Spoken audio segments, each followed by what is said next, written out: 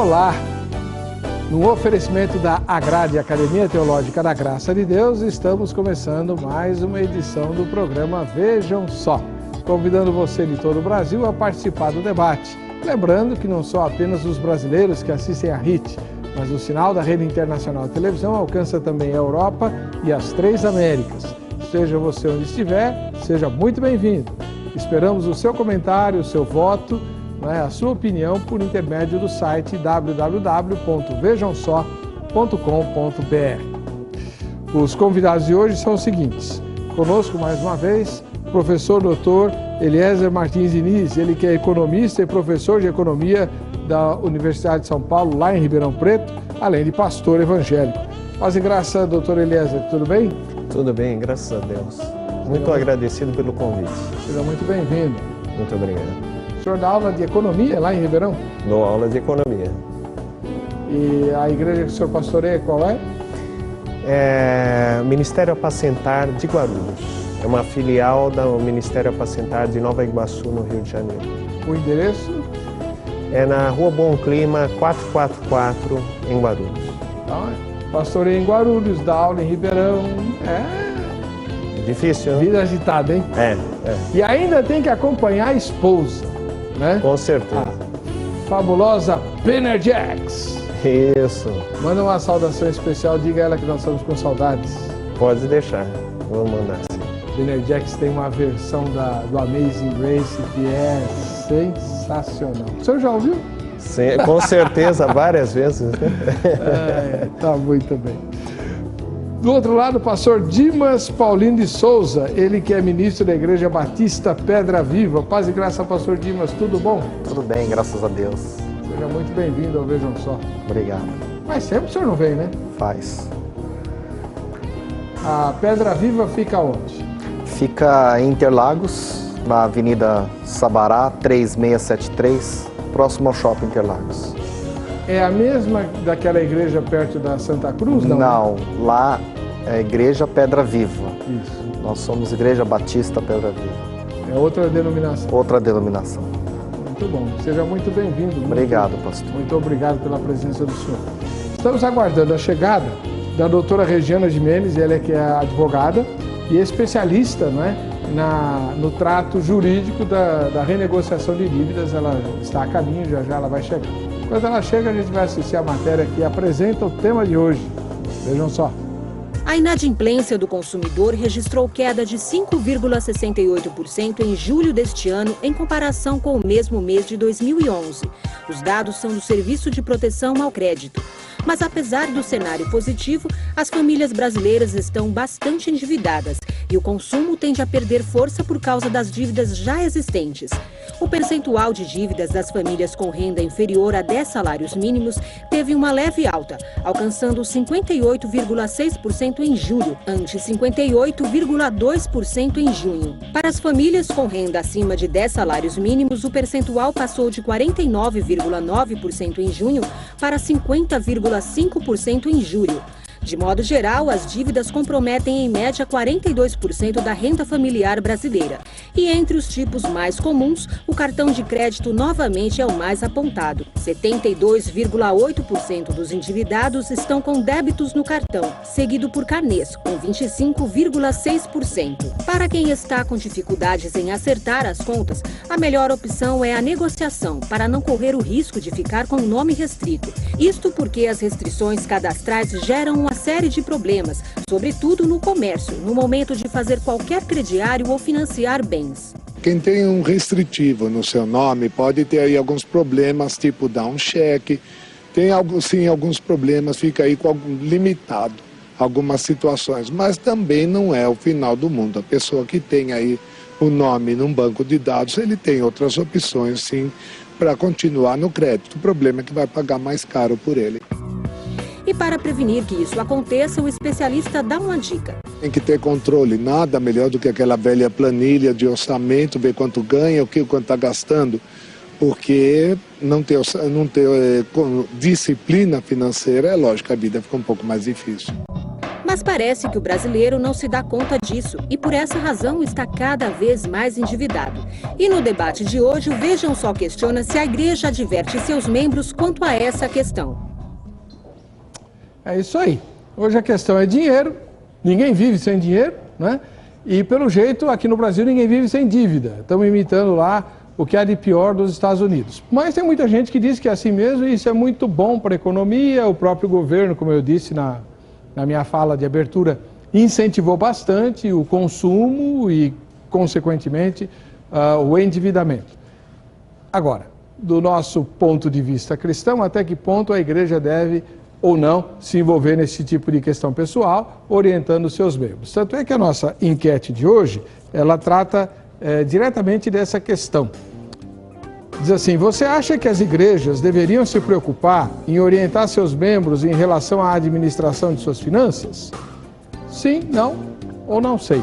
Vote e você estará concorrendo aos prêmios do Vejam Só, que eu vou sortear no fim do programa e daqui a pouco a gente fala deles. Antes, queria que você conhecesse a terceira convidada, ela já chegou, doutora Regiane Jimenez. Paz e graça, doutora, tudo bem? Tudo bom, graças a Deus. Como é que vão as coisas? Tudo jóia. Me disseram que a senhora é especialista em dívidas. Isso. Eu cuido de pessoas que estão com problemas com dívidas. Então a senhora é a resposta da oração do Pai Nosso? Não, eu só auxilio, ajudo as pessoas a entenderem. É a resposta à oração do Pai Nosso, né? Pode ser.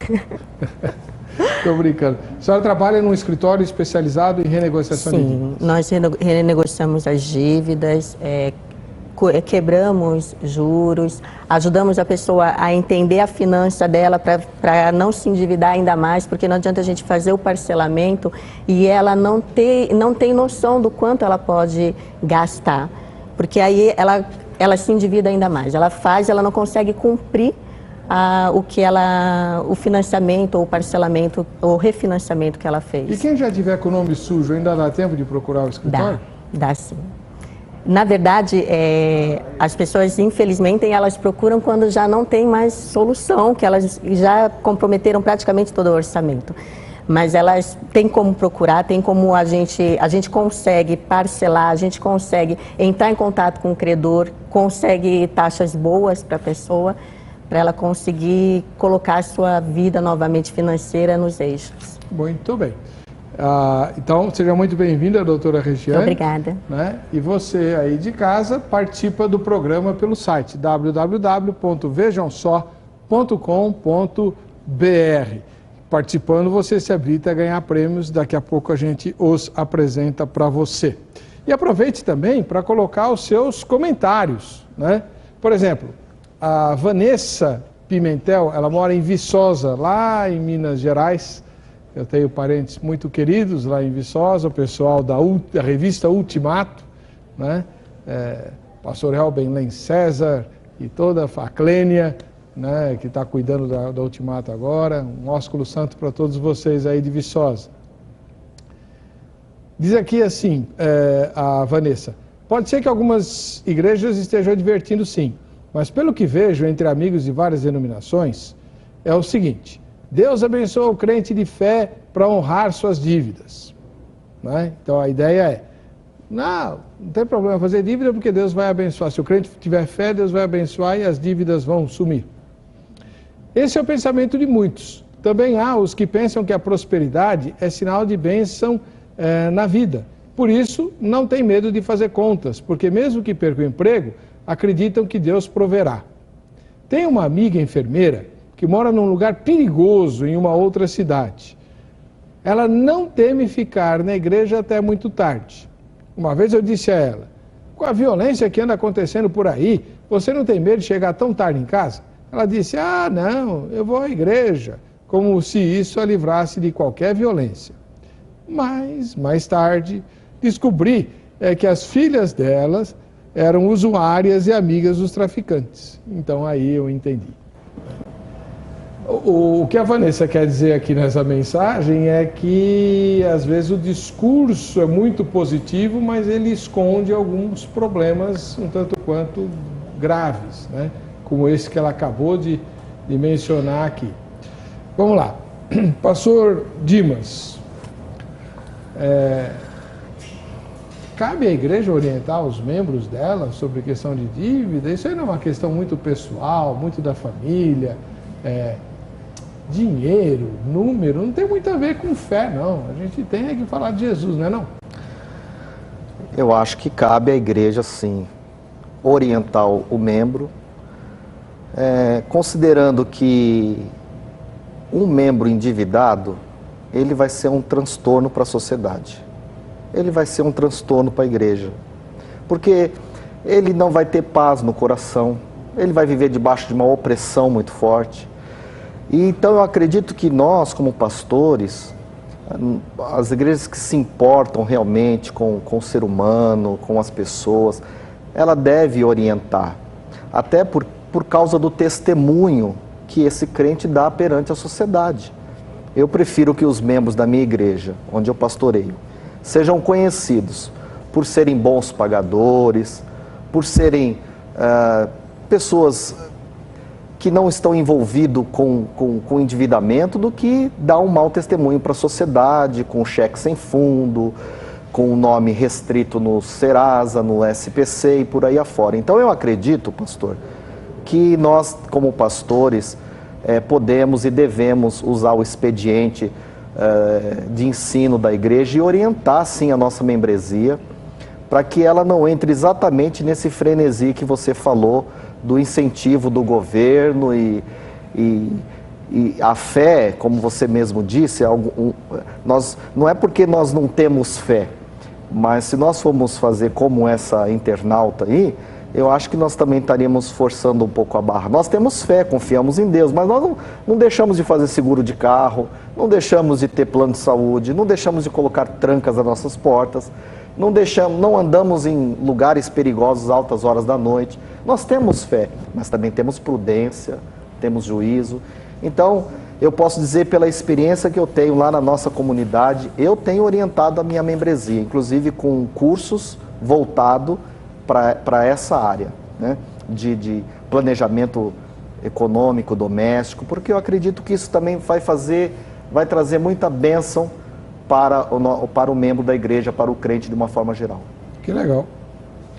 Agora vou ouvir o também pastor, mas professor de economia lá na USP, lá em Ribeirão Preto, professor Dr. Eliezer Martins Diniz. Professor, eu vou fazer uma pergunta para o senhor. É sincera, ela não é falsa, não. Eu sei que eu exagerei bastante na minha primeira fala. O grau de endividamento está tão sério assim no Brasil ou há um certo alarmismo nisso tudo? Os dados da Serasa Experian, eles mostram que o endividamento com cartão, lojas, esse tipo de coisa, subiu ao redor de 17% só esse ano. Então é um crescimento muito acima do que cresceu o produto. Então você vê aí um alarme no sentido, olha, as pessoas estão realmente se endividando muito mais esse ano do que no ano passado. E não só isso, você olhando cheques sem fundos, também houve um crescimento ao redor de 8%, 9%, títulos protestados ao redor de 11%, 12%. Isso o acumulado neste ano. Todos esses são sintomas de que o brasileiro está endividando. Só um índice melhorou, que são as dívidas bancárias. As dívidas bancárias eu acho que desceram 1% comparando o final do ano com o dia de hoje, tá? Então, mas isso é muito pouco em comparação com o crescimento dos outros itens. Vamos tentar entender uma coisinha que o senhor falou logo no começo. O endividamento, segundo o Serasa, cresceu 17%. 16%, 17%. Mas o senhor usou como parâmetro o crescimento do produto. É o PIB que o senhor está falando? Não, eu estou falando o seguinte, cresceu 16%, 17% esse ano o endividamento, né? E o PIB, se você for olhar, ele cresceu muito pouco. Então, o que você tem é o seguinte, se fosse um crescimento compatível com o PIB, você ia pensar assim, bom, é um crescimento normal. mas é um crescimento muito acima, né? Então, o PIB não chegou a 1% ainda, não é isso? Muito pouco. Muito então, pouco. Mas se o endividamento subiu 17%, então nós estamos perdidos. E justo aqui cresceu 16, 17% é a rubrica de dívidas não bancárias. É endividamento com lojas, a pessoa vai comprar numa loja, faz um carnezinho, ou então dívidas com cartão de crédito e outros tipos de dívida, tá?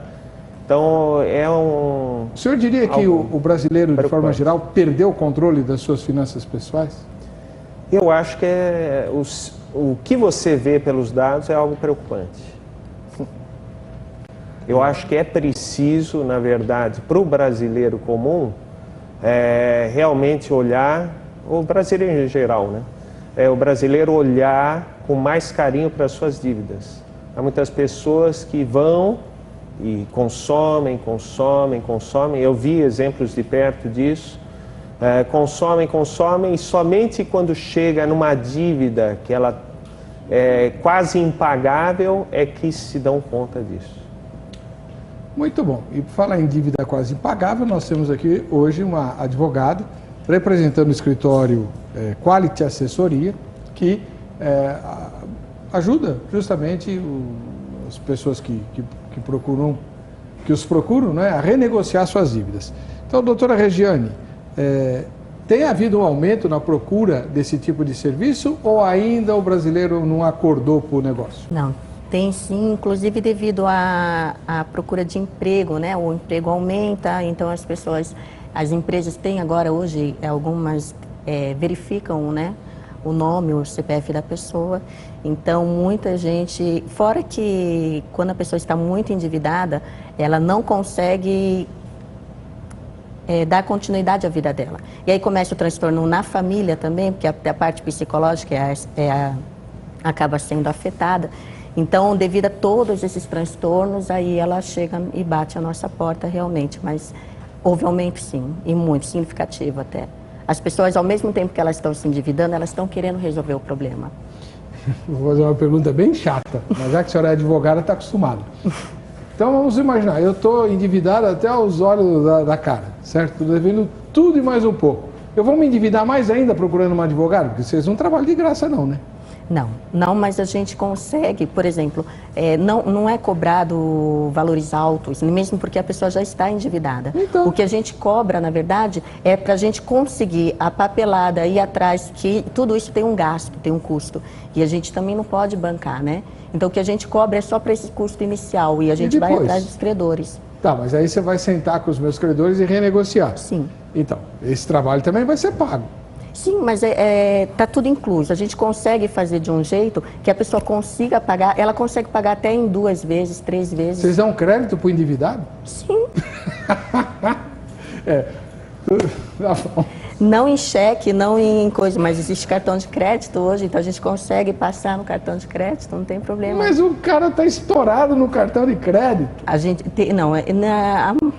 tem uma parte que tem outra parte que não, que ainda consegue, tem parente, tem algum familiar que vai lá e ajuda, e auxilia. Vão, assim, em linhas bem gerais, estamos generalizando bastante, é lógico, né? Mas vamos supor, de cada 10 clientes que batem à sua porta, quantos vocês analisam e dizem, olha, o seu caso não tem jeito, não adianta, tchau? Não.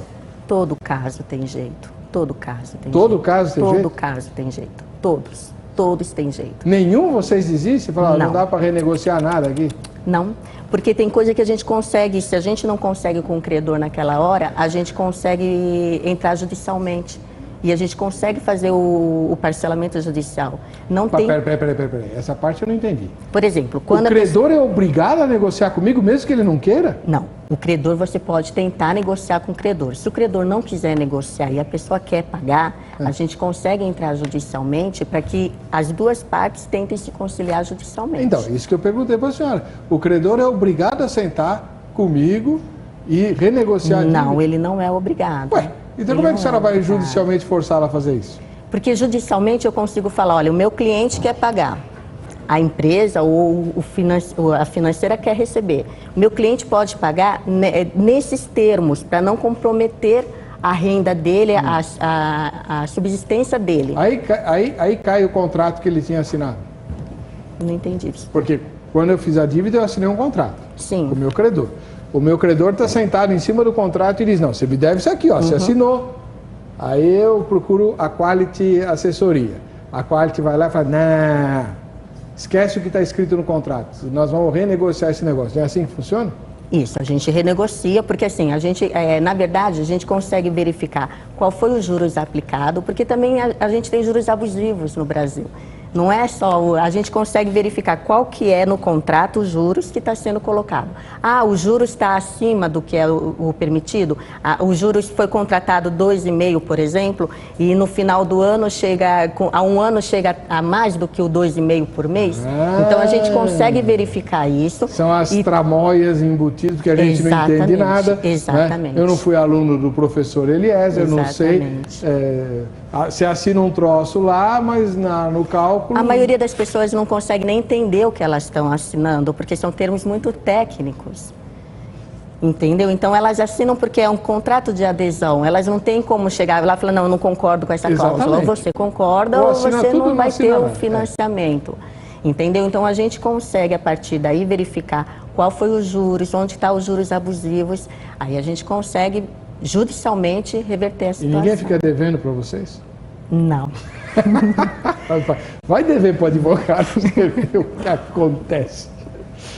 Túlio Oliveira, de Uberaba, Minas Gerais. O apóstolo Paulo escreveu, a ninguém devais coisa alguma no seu amor uns aos outros, para o que o ama tem outro cumprido a lei. Romanos 13:8. Alguns diriam que esse versículo não é suficiente para nos impedir de usar o crédito ou de adquirir uma dívida. Mas a redação desse verso é clara, que diz que não devemos dever nada a ninguém. Isso certamente inclui dinheiro, principalmente, né? Claro, certamente. O apóstolo Paulo está dizendo que não devemos dever nada a ninguém, incluindo dinheiro. O significado é claro. Jesus diz, eu sou a porta, se alguém entrar por mim, será salvo, entrará e sairá e achará passagem. Jesus nos mostra mais uma vez que Ele é o provedor para o seu rebanho e para o seu povo. Amém. Mais uma mensagem lá do pastor Edson de Mesquita, no Rio de Janeiro. A igreja não se preocupa com o bem-estar de seus fiéis e muita coisa não é passada, culminando com a grande maioria que não crê mais em nada. E é como se fosse um conto da carochinha. Eis o que diz a palavra de Deus. Ai daquele que multiplica o que não é seu. Até quando? E daquele que se carrega a si mesmo de dívidas. Sabia que tem esse versículo na Bíblia? É. Abacuque 2, livro do profeta Abacuque, capítulo 2, verso 6. Já que o assunto está ficando pesado, vamos dar um tempinho nele e falar de coisa boa, coisa leve, coisa gostosa, coisa bacana. Sono.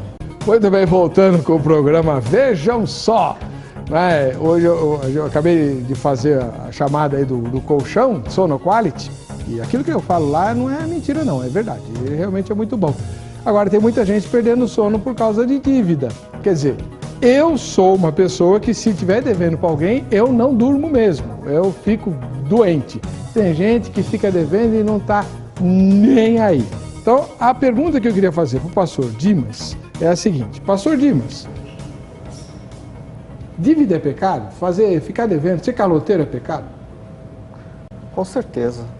Mas ninguém fala disso. Com certeza. A igreja só se preocupa com outros pecados. Tem um provérbio que Salomão escreveu, 22:7, diz assim, aquele que toma emprestado é escravo de quem empresta. Então a dívida vai trazer escravidão à vida da pessoa. E Jesus nos libertou de toda a escravidão, inclusive da escravidão financeira, né?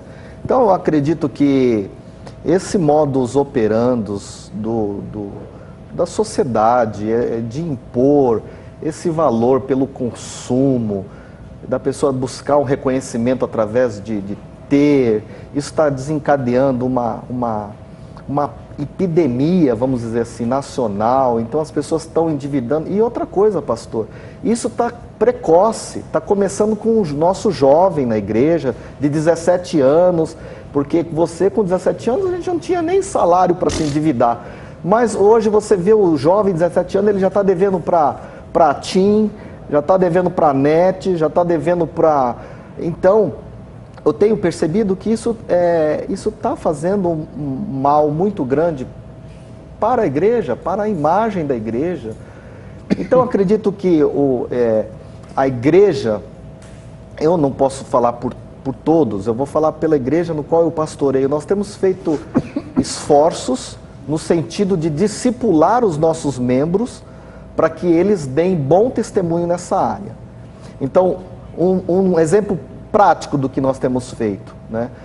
Nós temos ensinado o membro a fazer um planejamento financeiro, dele colocar no papel tudo que ele tem de dívida e ele ter o compromisso de ir saldando, né? De ir pagando, começa pelas pequenas e não deixar que isso se alastre, que isso vire uma bola de neve, como o doutor aqui falou, né? As pessoas não procurar resolver sua situação quando já está em estado de terminal, porque aí fica muito mais difícil. Então, interessante que nós fizemos um grupo na igreja, discipulado, uma mentoria na área de finanças, e eu propus àqueles que não têm o domínio para usar o cartão de crédito, que eles fizessem um jejum do cartão de crédito, deles não usarem o cartão de crédito. Se eles não têm a disciplina para pagar a fatura na data do vencimento, porque há muitas pessoas que vão comprando e depois pagam as taxas mínimas, né? E a Visa, a Mastercard, eles não são bonzinhos, eles vão cobrar por isso, né? E são juros caros que ao longo do ano batem nas casas dos 300%, 400%. É verdade. Então, uma sugestão, você que está me ouvindo e não tem controle sobre suas finanças, principalmente o cartão de crédito, pega o cartão de crédito, coloca num copo d'água, leva ao congelador e deixa ele lá congelando. Toda hora que você for precisar usar, ele vai estar congelado, não tem como você tirar, você não vai usar. Então, é uma das técnicas que a gente ensinou e as pessoas têm sido abençoadas. Nós fazemos reuniões na igreja, pastor, onde as pessoas são mentoreadas nesse sentido. Eles se permitem ser mentoreados, porque alguns não querem, né? Querem viver na fé, que é uma outra discussão. Mas eles têm permitido a gente fazer esse trabalho de mentoria e ir acompanhando, justamente para que eles não precisem contar com o serviço. Tem dado certo? Eles gostam? Tem dado certo. O resultado vem? Tem dado resultado e eu tenho visto muitos irmãos que estão conseguindo se livrar disso. Glória a Deus. Falar em irmãos, deixa eu anunciar a você o prêmio que você vai ganhar por participar do programa de hoje. Nós vamos sortear ao final do programa uma camiseta da Academia Teológica da Graça de Deus, a Agrade. A Agrade é uma escola de Bíblia e Teologia, né?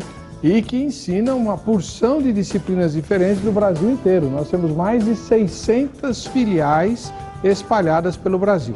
Para você saber o endereço da mais próxima da sua casa, ou você entra no site agrade.com.br ou você liga no horário comercial, incluindo os sábados, para 0 operadora 11 3115 0819 3115 0819 em São Paulo.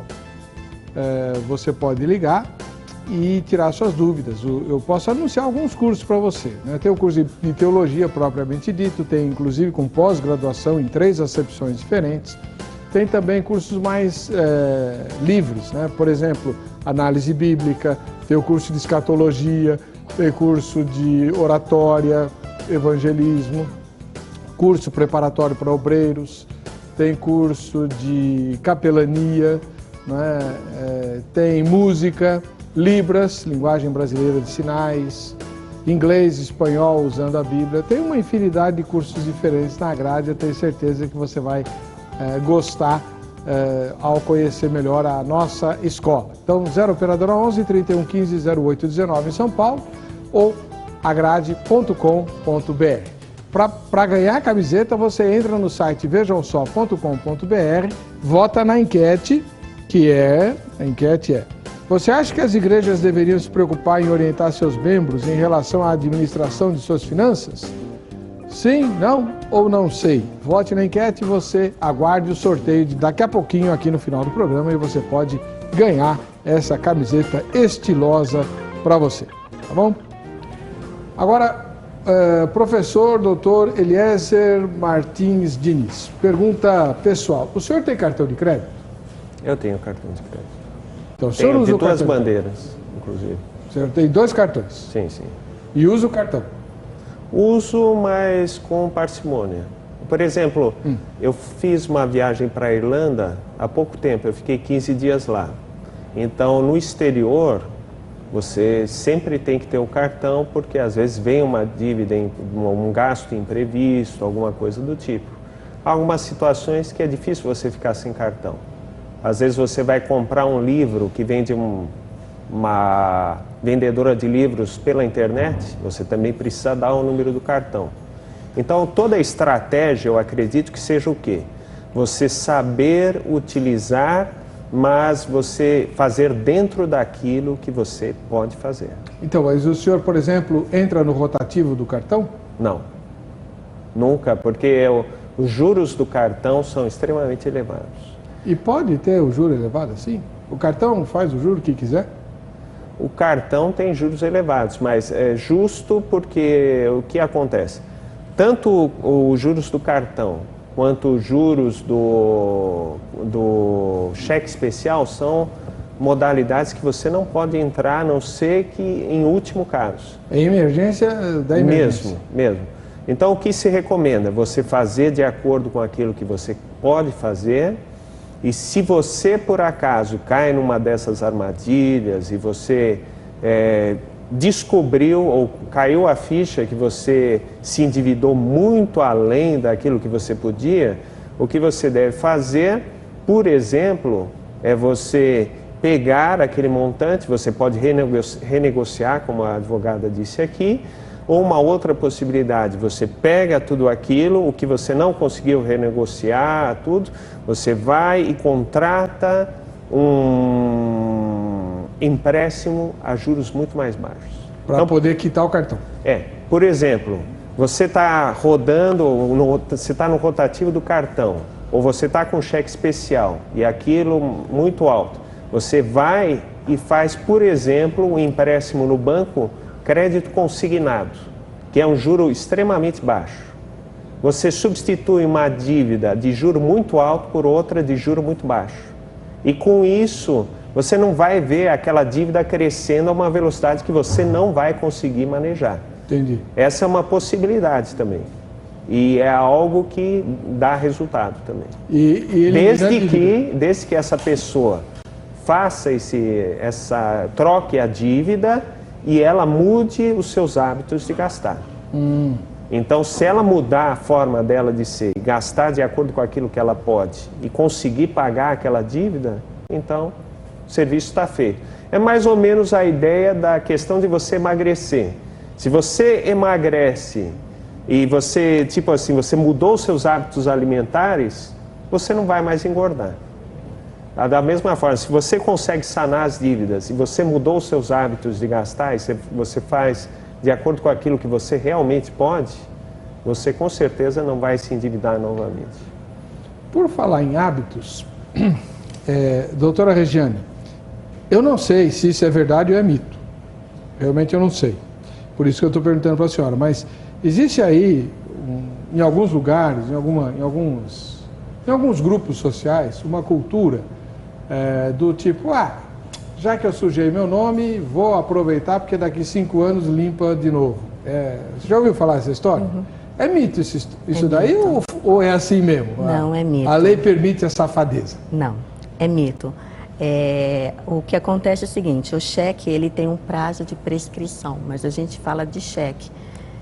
Se ele não for protestado, em 5 anos ele caduca para a pessoa, se o credor não entrou com a ação. Aí ela caduca, ela sai dos órgãos de defesa do crédito, mas a dívida ela continua. Ela existe, ela deixa de ser,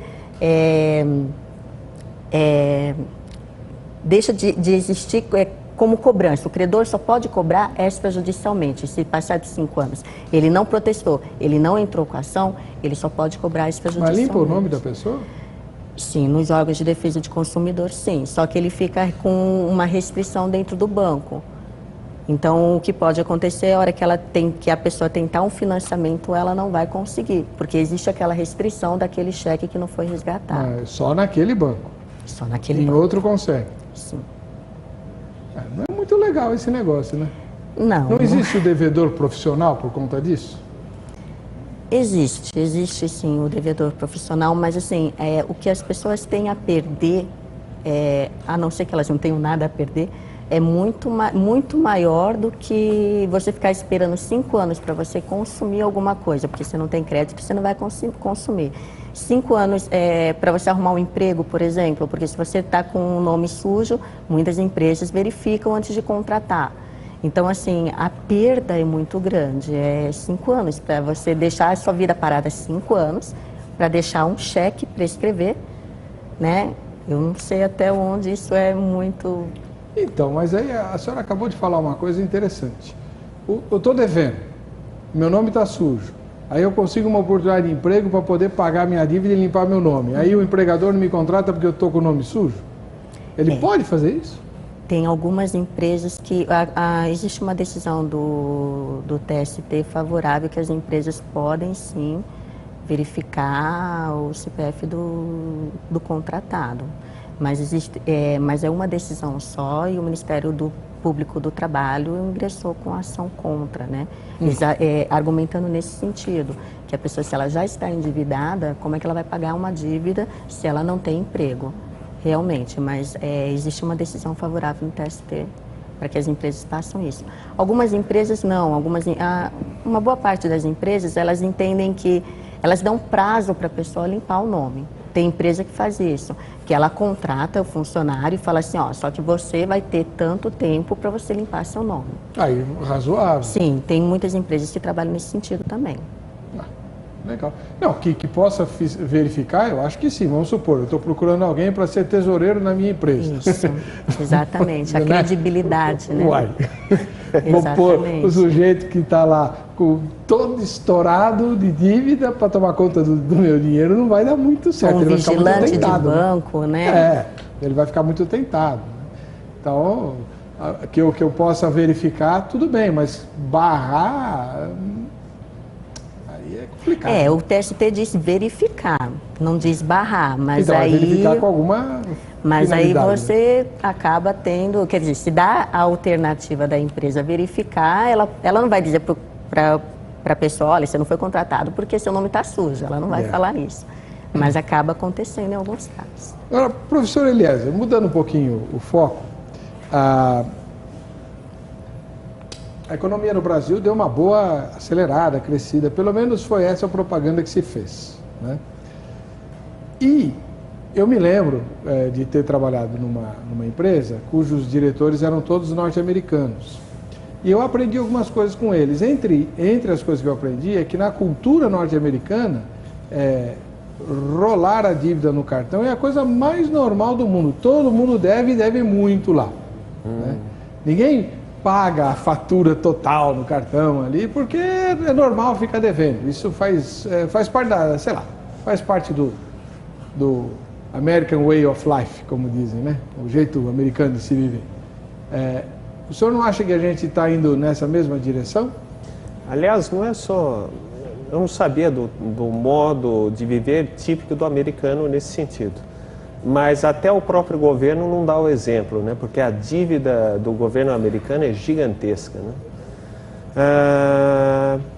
Eu acho que, na verdade, de uma forma ou de outra, todos os países ao redor do mundo olham os Estados Unidos como um exemplo que talvez devesse ser seguido. Porque eles admiram no sentido, olha, uma economia grande, uma economia em que as pessoas vivem confortavelmente, gastam com isso, com aquilo e tudo mais. Verdade. Só que as pessoas também olham o seguinte... O mundo todo, os recursos que tem no mundo todo, não comportariam se todos os países quisessem viver do modo de vida americano. Então, isso não é viável nem mesmo em termos de recursos naturais, recursos que há no mundo todo. Então, os Estados Unidos são um caso, mas um caso à parte que não dá para ser generalizado. Agora, que as pessoas se espelham neles, com certeza, e desejariam. Tanto que isso é o que explica, em parte, o fato de muitos brasileiros tentarem entrar nos Estados Unidos, às vezes até de forma ilegal, e tentar fazer uma vida lá. Não há sentido racional, se não for isso, de uma pessoa sair daqui, às vezes com um diploma universitário, e ir para os Estados Unidos e passar a trabalhar que nem um louco, limpando o cinema, entregando jornais à noite, coisas do tipo. Porque totalmente fora da sua ocupação. É só a admiração pelo modo de vida americano e talvez, olha, talvez eu chegue lá com esse tipo de padrão de consumo. Isso é uma coisa bem, assim, beira a idolatria, né? Beira a idolatria.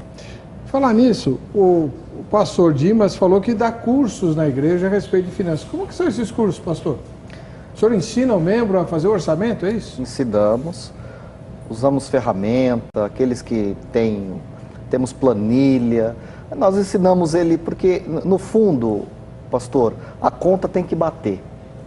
Se o cristão, ele tem um salário 2, 3 mil reais por mês, não adianta ele querer viver de aparências, querer viver numa plataforma onde ele vai ter um custo mensal de 5 mil reais por mês, porque no final a conta não vai bater, isso vai rolar. Então nós ensinamos ele a fazer um orçamento, aqueles que não sabem mexer com planilhas, a gente ensina ele a fazer na cartolina, colocar lá, pendurar na sua casa, todos da família devem participar, não adianta só um membro da família querer fazer regime e os outros querer continuar comendo. Então, ensinamos que ele tem que dividir isso com os outros, com os filhos, com a esposa, porque às vezes ele está endividado e fica escondendo da mulher, fica escondendo dos filhos, e quando ela vai saber... A culpa geralmente não é da mulher? A mulher, nem sempre, às vezes, né, a mulher... Não é ela que gasta? Não sei se tem uma... Ela gasta um pouquinho mais que a gente, né, pastor? Isso é óbvio, né?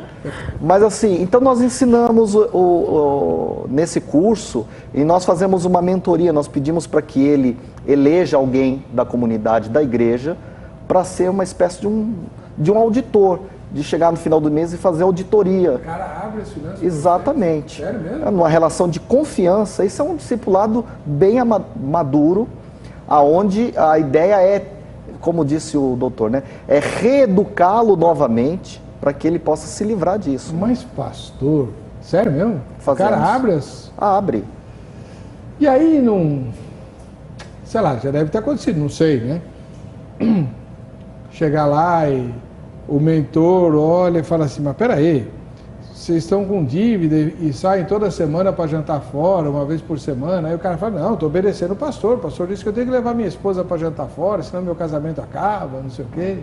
Não, mas nesse caso, pastor, é uma coisa muito séria, é feito com muita oração, então os mentores, eles são orientados por nós de como ele deve agir. A gente, de maneira alguma, nós vamos ditar para ele o que ele deve, o que ele não deve gastar. A gente apenas, como um médico, né? Se eu estou com o meu colesterol alto, o médico vai falar para mim, você precisa cortar isso, massa, gordura, carboidrato e tal. Então compete a mim, a decisão final, saber se eu quero baixar o meu colesterol, eu vou ter que cortar algumas coisas. Então na mentoria, nós não vamos chegar lá para ele e dizer, olha, você não pode fazer isso, nós vamos... trabalhar em cima daquilo que é supérfluo, daquilo que é exagerado na vida dele. Por quê? Porque às vezes quem está de fora, pastor, vê melhor. Eu vou dar um exemplo. Ele precisa de um automóvel, tá certo? Então, a sociedade vem e fala para ele, olha, compre o seu automóvel zero, em 60 parcelas, tal, com juros e tal, e ele vai pagar 3 vezes o valor daquele automóvel. Então, o mentor vai dizer para ele o seguinte, olha, ao invés de você comprar um carro zero, você não poderia comprar um carro que não fosse zero, com valores que caiba no seu orçamento, que você pode pagar. Então, o exercício que é feito é levar ele a uma reflexão, é levar ele a um entendimento de que não dá para ficar comprando. Tem gente que troca de carro a cada 2 anos, troca de não sei o que. Agora, existem dívidas que ele contraiu, e nós temos que também ter discernimento, que foram dívidas inevitáveis. Ele ficou desempregado, aconteceu uma fatalidade, perdeu o emprego e tal. Então a igreja tem que entrar e dar ajuda no caso, social a esse membro.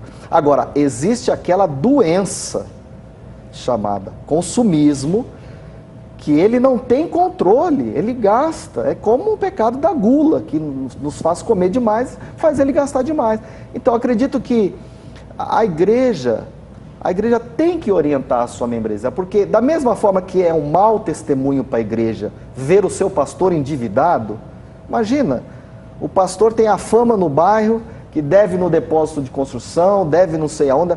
Então, também é vergonhoso para a igreja que os seus membros fiquem sendo conhecidos na região como maus pagadores, como pessoas que... Não... E quando isso não acontece dentro da própria igreja, você tem um irmão que tem uma loja e o outro foi lá e comprou na loja do irmão e não pagou, aí eu fico um testemunho pior ainda.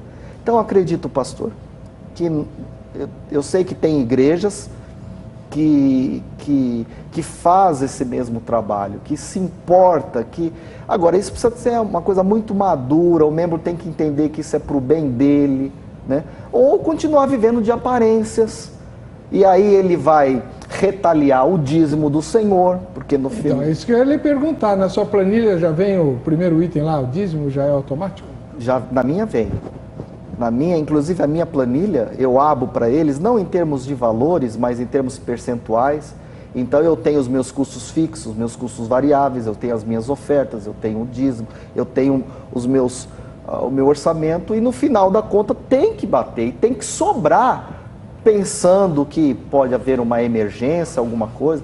Agora, tem crente que gosta de viver na linha do limite, entendeu? E nunca sobra, nunca tem nada, nunca consegue dar uma segurança para a família, porque o filho fica lá, poxa, meu pai sempre está endividado, a mulher preocupada.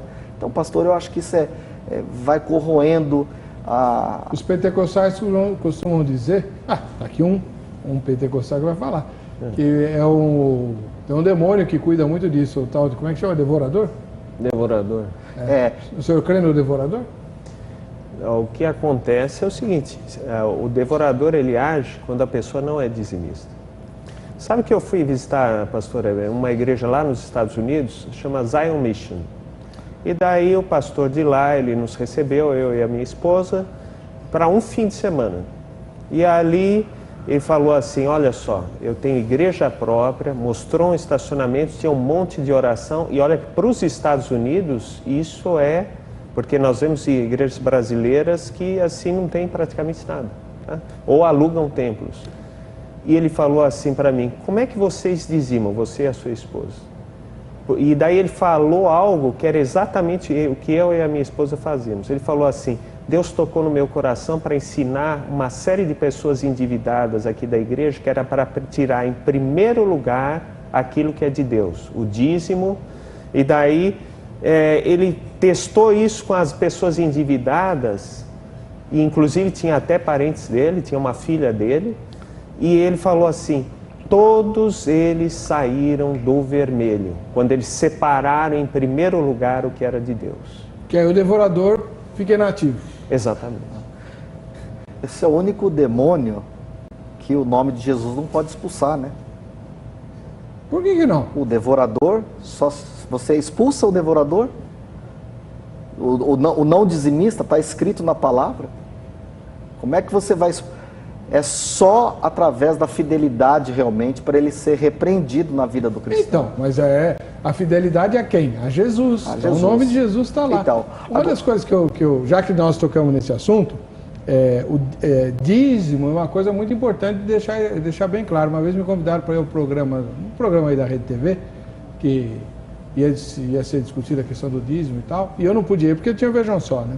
E infelizmente o pastor que foi no meu lugar, de outra confissão, foi muito infeliz, caiu nas armadilhas lá da Luciana. Aí no dia seguinte o produtor me ligou de novo, ô reverendo, o senhor tinha que ter ido, viu só o que aconteceu? Eu falei, pois é, se eu tivesse ido eu teria usado de uma outra estratégia. Estamos num programa de televisão secular, ele é o único evangélico, todo mundo obviamente pronto para censurar a questão do dízimo, eu diria, eu acho que nenhum de vocês precisa se preocupar com isso, não. O dízimo não é para vocês. O dízimo é para quem é de Jesus. Para quem não é de Jesus, o dízimo não faz o menor sentido. Faz sentido o dízimo, pastor? Não faz. Não faz sentido nenhum. O dízimo tem que ser parte integrante da sua vida com Deus. Da sua adoração. Se você der o dízimo e não tiver uma aliança com Deus por meio de Jesus Cristo, nada acontece. Claro. Por isso que eu vejo que nós temos que descobrir a causa. O que está levando esse membro da igreja a se endividar? E atuar na causa, porque o endividamento muitas vezes não é a causa, é a consequência.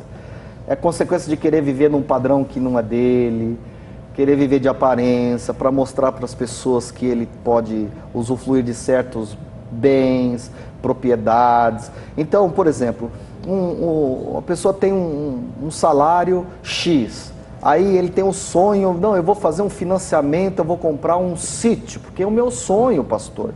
E Deus, ele usa aquele trecho da Bíblia, que Deus vai suprir todas as nossas necessidades e tal, né? Necessidade, não todos os nossos desejos. O sítio é necessidade ou é desejo, né? Então, e aí o sítio dá despesa com caseiro, é um cão de guarda, ração e não sei o que e tal lá. Então ele não gasolina vai para ir lá, ele não vai conseguir. Pedágio. Então, a mesma coisa, tem irmãos que passam a vida inteira orando a Deus pedindo uma casa na praia. Vai se desviar da fé depois. Mas depois que ele tem a casa na praia, o condomínio no litoral é caríssimo, o IPTU é caríssimo. Então ele vai adquirir. Então nós temos que descobrir a causa. Se nós viver de forma dentro dos nossos padrões, lógico que na igreja tem irmãos que são mais abastados financeiramente, que pode usufruir de um conforto maior e tal. E se ele pode, aquilo não incomoda as finanças dele, tudo bem, mas nós estamos falando daquelas pessoas que não podem e querem viver de aparência, e aí gastam que nem loucos, e depois o pastor tem que fazer campanha na igreja para ele saldar as dívidas dele. Então nós vamos atuar sempre na consequência e não na causa do problema. Bom, daqui a pouquinho a gente vai retomar esse assunto, porque eu quero perguntar para os meus convidados aqui, porque o pastor lá só fala em coisas assim, sítio, trocar de carro, mas a maior parte das pessoas que eu conheço que se endividaram foi com necessidades absolutamente necessárias. Poxa, não dá para você viver nos dias de hoje sem um smartphone. Não dá para você viver nos dias de hoje sem um tablet da Apple, né? Como é que chama aquele troço? iPad, exatamente. Né? Não dá para você viver nos dias de hoje sem uma TV de 58 polegadas, aquela tela fininha. Não dá! E aí tem um cartãozinho mágico que você vai lá, passa e beleza, você já leva para casa o produto, maravilha. E qualquer problema, doutora Regiane depois resolve. Né, doutora? A intenção, na verdade, é não deixar que o problema chegue nesse tamanho, né? A senhora, quando trata de dívida, né, o cara conta por que ele se endividou, o que ele andou comprando, a senhora puxa a orelha dele ou não? Olha, eu oriento, sempre. A gente sempre orienta, porque as propagandas dão a entender que é tudo muito fácil, é muito rápido, e o povo brasileiro não tem a disciplina de ter a planilha, como o pastor falou, entendeu? De quanto eu gasto de água, quanto eu gasto de luz, de mercado, os variáveis, que são os que mais o dinheiro foge mesmo, são os variáveis, é o pãozinho na padaria, é o sorvete, não sei aonde, e como o povo brasileiro não tem esse hábito, então, quando a gente recebe a pessoa, a gente dá um puxãozinho sim, fala, olha, você tem que fazer a planilha, você tem que ver quanto que te sobra. Ah, não sobra nada, então vamos ver de onde está para tirar, mas alguma coisa tem que sobrar. Mas a pessoa não fala assim, eu não posso, fala. Eu não vou ter um tablet? Fala. Em linhas gerais, eles não gostam. Não. Eles não gostam de ser repreendidos, mas eles têm que entender que é para o bem dele. A culpa é do salário, que é pouco, não é dele que gasta muito. Aí tem que correr atrás de um salário melhor. Então economiza dinheiro né? Para fazer uma boa faculdade, para ter uma boa colocação, para poder ganhar mais e poder adquirir os desejos. Isso o professor vai nos ajudar já no próximo bloco do Jô. Lauro da Silva Martins, de Gravataí, no Rio Grande do Sul. É normal se endividar. Por quê? Simples. Vivemos uma sociedade de consumo, uma sociedade capitalista. O crente está inserido nela. Todas as mídias nos bombardeando com propaganda, nos induzindo a comprar até aquilo que não precisamos. Diz um teórico no assunto que não existe consumidor sem produto. Vivemos uma sociedade do descartável. O produto mal chega na prateleira, já está defasado. E lá vai o consumidor comprar o mais moderno. Nunca se produziu tanto lixo no mundo como agora. Tem até indústria de lixo. Quer ficar rico? Vai trabalhar com lixo. Dica: antes de comprar algo, faça para você a seguinte pergunta: isso que quero é vital ou trivial? Se for vital, compre. Vital para a vida. Jesus sempre. Pois é, né? Hoje eu vi na internet, ou no jornal, não lembro. Eu vi em algum noticiário que um cara bateu o recorde de arremesso de celular. Sabia que tem e tem esse esporte. No hemisfério norte tem esse esporte, que os celulares ficam obsoletos com muita velocidade, então você joga literalmente fora numa competição, quem jogar mais longe ganha, né? Para você comprar o outro. Não precisa disso. A senhora tem celular, né? Eu tenho, mas não é moderno. De última geração, não é não? O celular é para falar, então não tenho nada de última geração. Então a senhora é igual a mim. Verdade, fui à loja, o cara ficou me mostrando aquelas coisas, eu falei, eu queria um celular. Não, porque aquilo, dá previsão do tempo, indica quem vai ser o próximo presidente dos Estados Unidos, faz tudo, né? Aí eu falei assim, não, mas eu queria um celular para, assim, faz ligação telefônica. Mas o senhor quer usar o celular como telefone? Ué. Né? Desejo e necessidade, né, pastor? Pois é. E eu também li numa reportagem, foi no jornal O Globo, que diz que o brasileiro, para saldar uma dívida, ele faz 3 dívidas. 3 dívidas para saldar uma. Ele comprou lá, não conseguiu, aí ele usa o crédito consignado, ele usa o crédito rotativo do banco, usa o cartão de crédito. Então ele vai fazendo novas dívidas para saldar aquela. Então, aonde vai parar, né, essa geração, né? Agora, uma pergunta, a gente já vai para a rua, a nossa equipe de reportagem foi indagado, os transeuntes, né, sobre o tema, mas já a gente vai para lá. Mas eu queria fazer uma pergunta para o senhor, doutor Eliezer, como professor, como economista, professor da USP, essa opção do governo de incentivar o consumo, na sua opinião, foi equivocada ou foi acertada?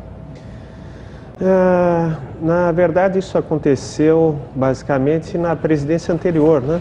E depois continuou com essa.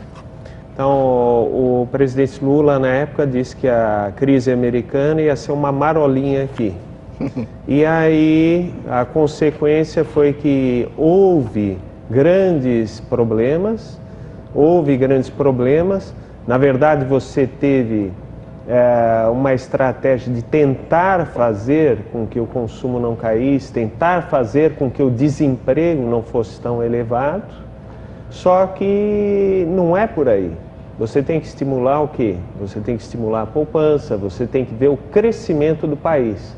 Porque se você estimular sucessivamente o consumo, você vai chegar em um determinado ponto em que você vai esbarrar no teto de produção do país. Você não investiu no aumento de produção do país. E o que isso vai fazer com que surja de novo? A inflação. Então, mas uma pergunta, eu sou um leigo, assim, daqueles da idade da pedra, né, em relação à economia. Mas o que eu fiquei pensando, quando houve todo esse incentivo, eu fiquei pensando, a China vai aplaudir de pé, porque o que a gente mais compra vem da China. E um outro problema sério é que você tentou estimular o consumo diminuindo impostos que vão para o governo. Então, perdeu receita. O governo perdeu a receita e mantém os gastos do governo elevados. E isso vai ter problemas sérios para o futuro. Pois é, uma hora vai quebrar o negócio. Em um ponto muito delicado que precisa ser tratado, e é preciso ter vontade política, um governante que enfrente isso de frente, é a questão do gasto público. Poucas pessoas falam muito disso explicitamente. Mas se o governo não atacar esse problema de frente, é possível que no futuro isso vá se traduzir em um problema sério para nós. Foi o que quebrou os países lá, Grécia, Espanha, não foi o gasto público? Lá você tinha também a questão do gasto público como um problema sério. Terrível. Vamos para a rua. A nossa equipe de reportagem, já que vamos falar de dívida, eles foram lá no Shopping do Povo. Vamos ver o que eles disseram. O brasileiro está se endividando cada vez mais. Você acha que a igreja tem advertido seus membros quanto a esse pecado? A minha, onde eu congrego, eu tenho. O pastor sempre está ensinando, advertindo seus membros em relação ao consumismo, né? O poder de compra que o mercado está oferecendo. E o crente tem que tomar cuidado com isso, porque senão se enrola mesmo. E é pecado mesmo? E com certeza, né?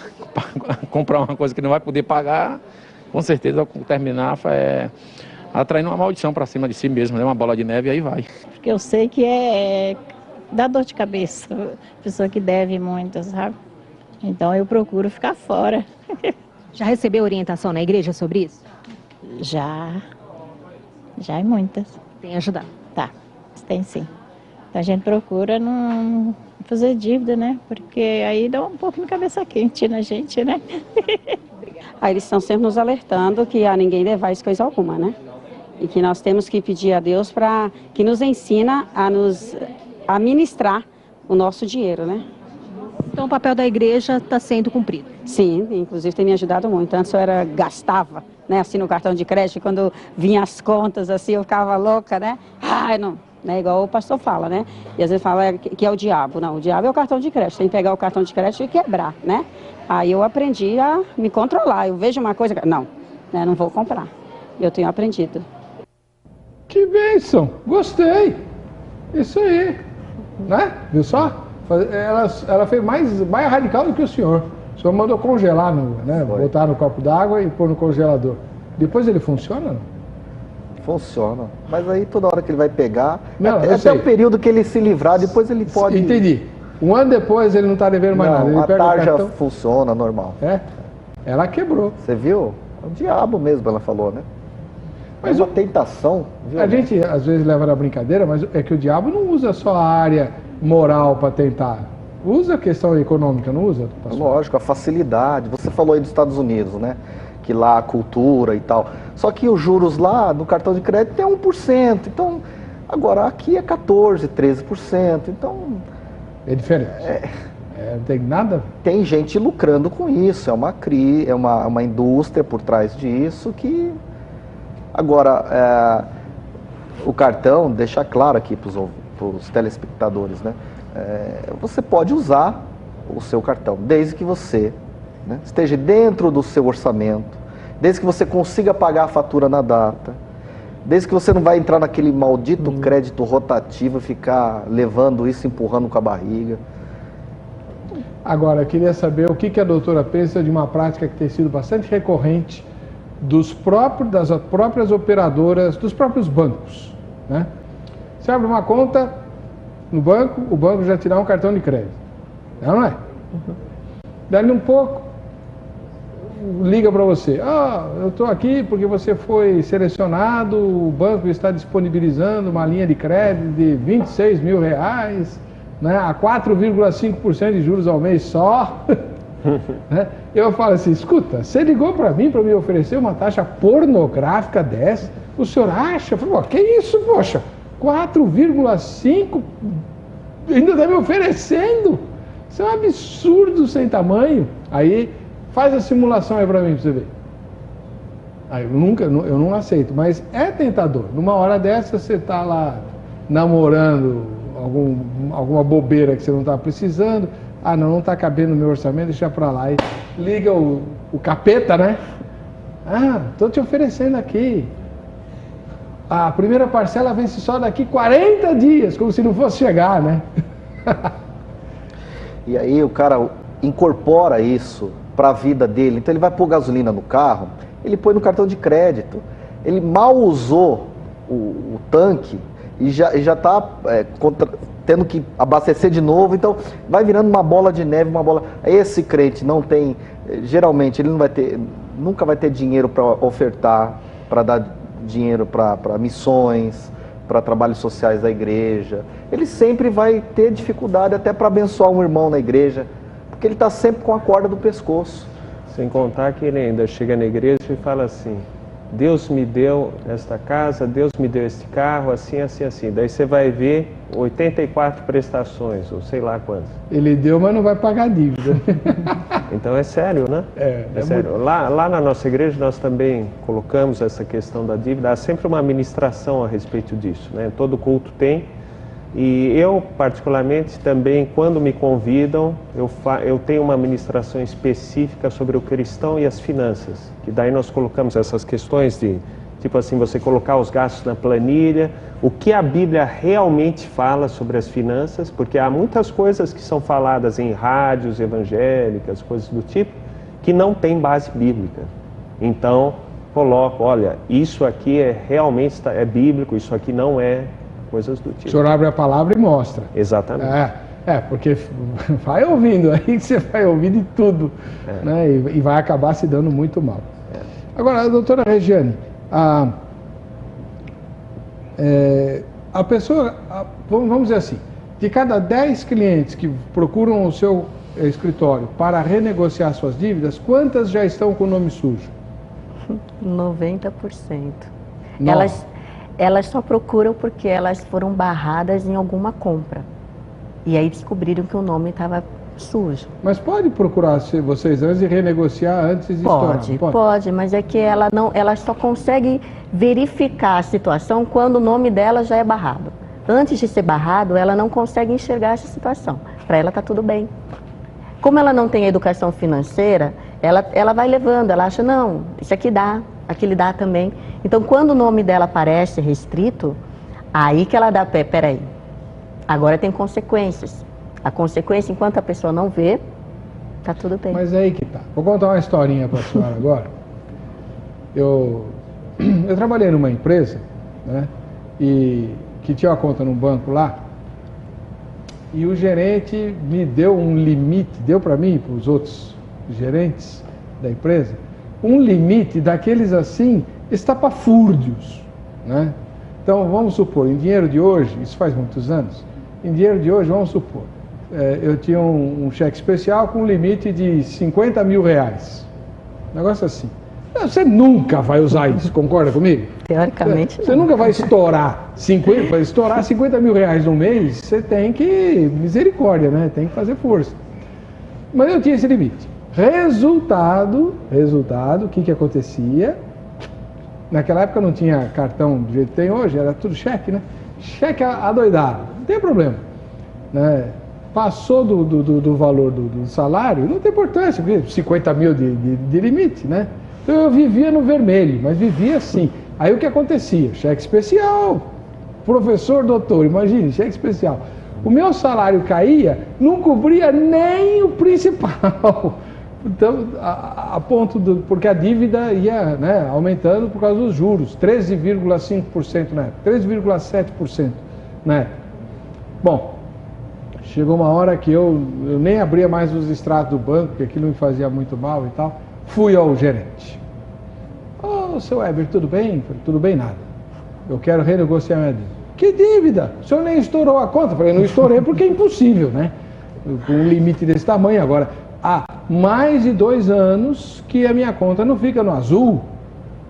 O quanto que eu já paguei de juros aqui? Tem que acabar com esse negócio. Não, isso, eu vim aqui para renegociar. Vamos congelar essa dívida, eu vou parcelar e eu não quero mais limite.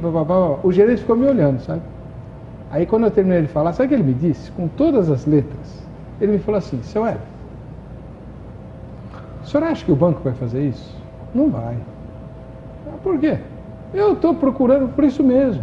O senhor é honesto, o senhor tem nome bom, o senhor não tem nenhuma restrição bancária. O senhor vai pagar essa dívida aqui. Ela é absurda, mas o senhor vai pagar. Porque o senhor não quer ficar com o seu nome sujo. O banco só sentaria com o senhor e aceitaria 0,5% se o senhor se dispusesse a pagar uma fração da dívida. Né? Se o senhor tivesse com o nome sujo, sem nenhum bem, todo estourado, O banco ia levar a mão para o céu e dizer, ele vai pagar uma fraçãozinha. Mas para o senhor, eles não vão negociar. Mas isso é um absurdo, eu sou um bom pagador. Pois é, exatamente quem o acionista do banco quer. Eu tive que brigar para poder renegociar minha dívida, o gerente não queria. Porque eu era bom pagador. Veja só, hein? É um absurdo. E olha, deu trabalho, mas eu consegui. Cancelei o limite. Mas essa atitude do gerente foi errada, não foi não, doutor? Infelizmente, o gerente não, continua fazendo parte das propagandas. Então, aquilo que ele tenta seduzir o cliente de todas as formas, né? E ele queria que eu continuasse lá no eticamente não é aceitável, mas não existe nenhuma restrição para que ele não faça isso, né? Eu conversei com tanta franqueza que ele falou assim, põe-se no lugar de um acionista do banco. Como é que o acionista do banco ganha dinheiro, senhor? É com um cliente igual o senhor. Olha só, que eu ouvi do cara. Então, se eu fosse safado, sem vergonha, estivesse devendo para todo mundo, aí o banco ia atrás de mim, ia me propor uma taxa baixinha. Olha só. O sistema, né, pastor? O bom pagador, ele é penalizado, né? Por isso que eles falam que essa taxa é alta, por causa da inadimplência, que não sei o quê. Por isso que tem que ser os juros, né? Então, quer dizer, a gente acaba pagando pelos outros, né? É que o mal pagador, eles já jogam como créditos irrecuperáveis. Qualquer coisa que ele pegar dali é lucro para ele. Mas que coisa, hein? Que situação. Horrível, Medão. Mas eu aprendi muita coisa com essa experiência louca, né? Que eu nunca mais quero repetir na minha vida. Sim. E naquela época eu nem sabia que existia esse tipo de serviço, de não, eu quero forçar uma negociação, né? É só procurar um escritório especializado. Sim, porque o pastor até falou uma coisa que a gente verifica bem nas pessoas que procuram a gente. Elas estão enfiadas tanto na situação, elas estão tão transtornadas com a situação que elas não veem solução. Então, quando elas procuram o nosso serviço, a gente sempre fala, não, olha, vamos fazer isso, isso, isso, dá para fazer isso. A gente entra em contato com o credor. O credor não quer negociar, então a gente vai conversar com o credor. Olha, é assim que funciona, os juros está tanto, não vai fazer assim? Então tá, meu cliente quer pagar, você quer receber, vamos fazer na justiça, porque para o juiz é a coisa mais tranquila. O cliente quer pagar, o credor quer receber, qual o problema? E aí adequa à situação do devedor, porque ele também é o devedor, ele também tem seus direitos, né? O Código de Defesa do Consumidor, ele garante direitos também. Então, não adianta você também querer receber e deixar a pessoa na penúria. Não tem como, ele não vai poder parar de comer. Inclusive, hoje em dia, o endividamento da população brasileira chega até 50% do salário dela, da remuneração dela. Então, os outros 50% ela tem que viver. E é pensando nisso que o judiciário já está sendo mais condizente com o devedor nesse sentido. Ah, você quer pagar? Então vai pagar, mas então vamos ver em quais condições é possível pagar. Porque senão fica inviável, você não tem como, a pessoa não tem como pagar, o banco não tem como receber, e aí fica mandando cobrança, carta de cobrança, aquilo vai transtornando a vida da família, porque aí o pai fica nervoso, a mãe fica estressada, desconta nos filhos. Então, acaba sendo uma dificuldade social, é um problema social também, não é só financeiro. Vamos lá. Doutora Maria Flor de Holanda mora na capital da Bahia, Salvador. Diante do aumento do poder de compra da população brasileira, muitos passaram a consumir mais. A oferta é grande, linhas de crédito fáceis, cartões e carnezinhos. Numa economia que precisa crescer a todo custo, isso tem levado muitos a se endividarem, não resistindo ao impulso de comprar, gastando mais do que o seu orçamento permite, o que os prejudica financeiramente. A igreja tem papel importante nessa realidade, pois quando a palavra é proclamada, a força da vontade e do amor de Deus tornam-se presentes para orientar o caminho do povo de Deus. Ela deve levar os membros a pensarem conforme a lógica de Deus em todos os sentidos, provocando mudanças no mundo de pensar e agir. Caso contrário, não estará cumprindo sua missão no mundo. Jonas Emerick Dutra, de Cerejeiras, em Rondônia. Parece que a maioria das igrejas estão mais preocupadas com as contribuições dos membros do que com as finanças dos mesmos. Tem muita gente que diz assim, uma coisa depende da outra. Se você for fiel no dízimo, nas campanhas, nisso, naquilo, aí Deus vai abençoar. Tem um pouco de abuso disso também, né, pastor? Eu entendo da seguinte forma, a salvação é incondicional, mas as bênçãos é condicional, a obediência a Jesus. Por isso que Paulo disse aí, né, você leu, não devais coisa alguma para ninguém. Salomão diz que o que toma emprestado fica escravo. E Moisés diz na lei que emprestará a muitos, mas não tomará emprestado. Então essa situação dentro da igreja é uma situação até insuportável, porque muitos laços, né? Que aí o irmão vai lá, pede para usar o cartão de crédito do outro, pede para o outro ser fiador, pede para... E laços, aí depois eles não conseguem se ajustar, aí fica de briguinha, aí vai sair da igreja, porque não tem mais cara para cumprimentar o irmão, então vira um problema até de ordem maior, né, pastor? Bem maior. Complicado, né? Porque o dízimo é um lado da história, mas a pessoa precisa ter um padrão de vida dentro daquilo que ela pode viver, né? Não pode dizer assim, não, eu sou dizimista e eu posso tudo, né? Então não é por aí. Agora, o doutora Regiane, a gente estava falando no bloco anterior, eu brinquei aqui com o pessoal, né? Mas vamos tratar disso. Muitas vezes o endividamento da pessoa é por conta de não aceitar, não ter determinados bens que todo mundo tem. Por exemplo, qual é adolescente hoje que não tem um smartphone? A senhora não tem, né? Não. Tem filhos? Tem. Eles têm smartphone? Não, ele tem 4 anos ainda. Ah, que sorte a sua. Espere mais 10. Seus filhos têm smartphone? Eu ainda não tenho filhos, mas eu tenho um smartphone. Bom, porque eu viajo muito, né? O senhor é um professor de economia. Daí eu tenho que ver os e-mails rapidamente, essas coisas, envia coisa, responde daqui, dali. Às vezes é coisa do ministério, às vezes é coisa lá da faculdade. Então, isso que eu preciso realmente pela questão profissional e ministerial. O senhor troca de telefone quantas vezes por ano? Não. Eu acredito que uma vez a cada 2 anos, tipo assim. Eu troquei há pouco tempo. Agora, o meu telefone anterior eu devia ter mais ou menos há uns 2 anos. E o senhor, pastor, também troca direto? Ele está com tablet lá. Estou com tablet aqui, mas foi doação. Um amigo meu, muito amigo meu, doou para mim, me deu de presente. E eu uso no meu trabalho para confeccionar os meus sermões. Mas o meu telefone está aqui, ele não é a cada 2 anos. Então, eu sou na mesma linha que você. Usa como telefone? Como telefone. Eu não tenho a mínima a necessidade de ter uma filmadora, um gravador, nada. O telefone, ligou, pronto, acabou. É isso aí. Máquina de fotografar, né? Não, tá.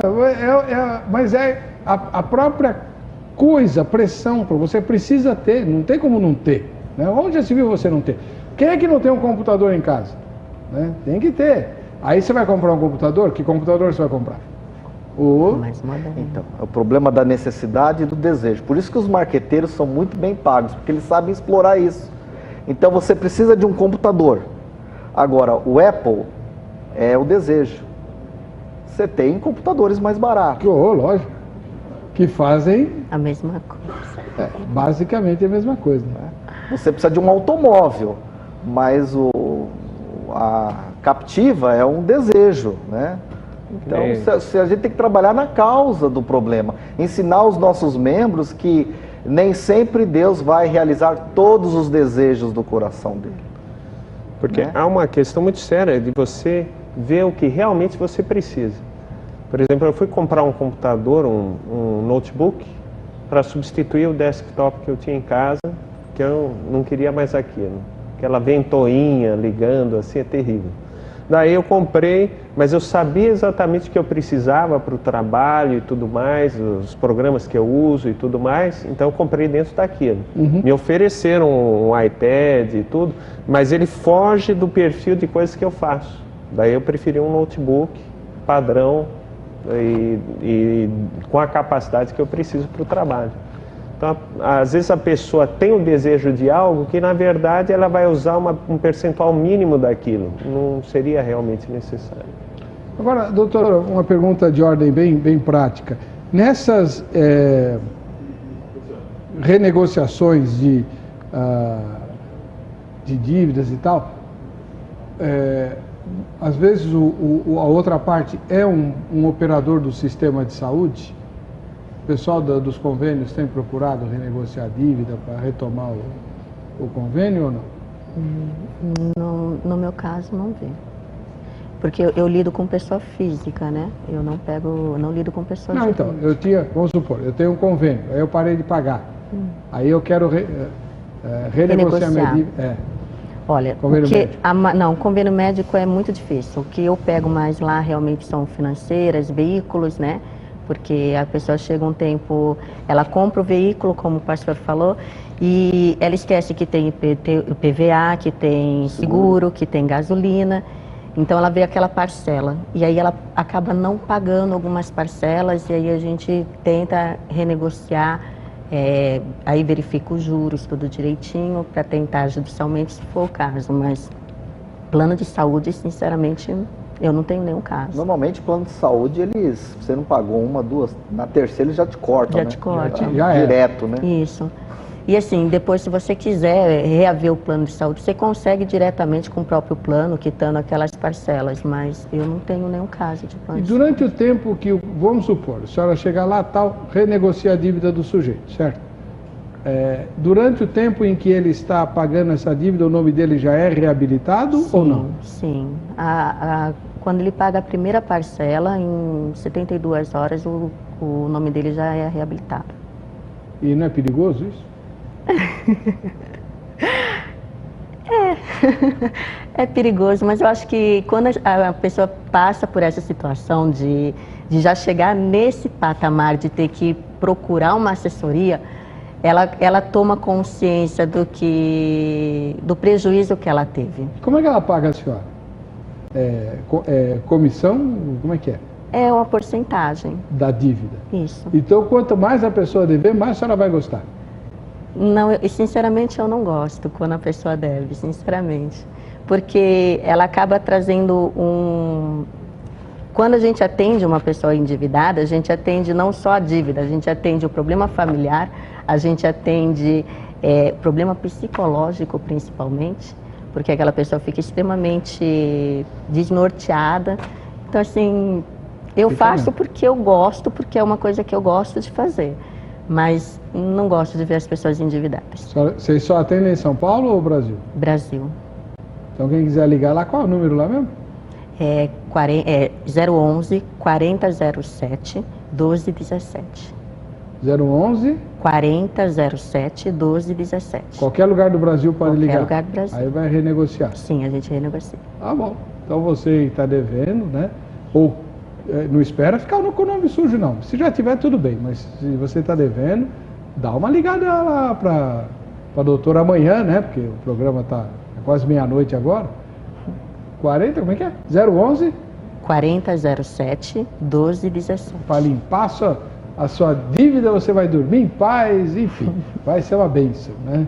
Agora, tem que começar reeducando as finanças. Para isso, você vai convidar o professor Dr. Eliezer Martins Diniz, que é economista, professor da USP e pastor. Ele aceita convite para pregar.